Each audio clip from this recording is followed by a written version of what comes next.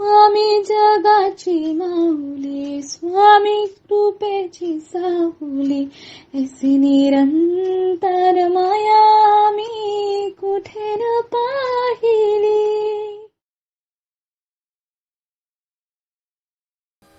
श्री स्वामी समर्थ.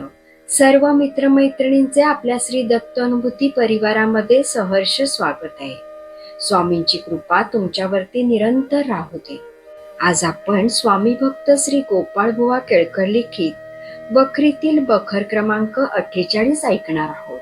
पण त्यापूर्वी तुम्हाला विनंती करते की आपल्या श्री दत्त अनुभूती या चॅनलला सबस्क्राईब जरूर करा. शेअर, लाईक, कमेंट्स करायला विसरू नका.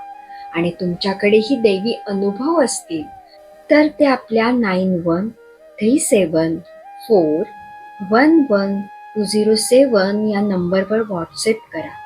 आपण ते हजारो भक्तांपर्यंत पोचूया, भक्तीचा प्रसार करूया, आनंद पसरूया. श्री स्वामी समर्थ. बखर क्रमांक 48. महारणीस पुत्रप्राप्ती.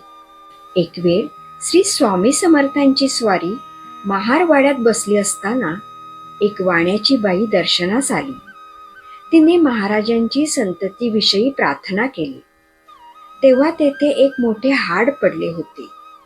ते घेऊन "हा घे मुलगा" असे म्हणून हाड बाईंच्या पदरात टाकू लागले. बाई लिंगायत वाणी असल्याने आपणास विटाळ होईल म्हणून बाई बाजूला झाली.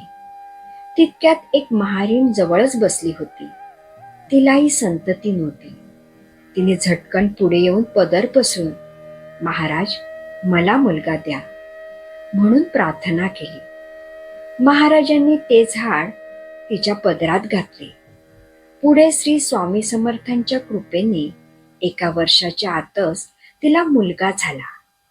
अशी महाराजांची उदार लीला होती, अगाध लीला होती.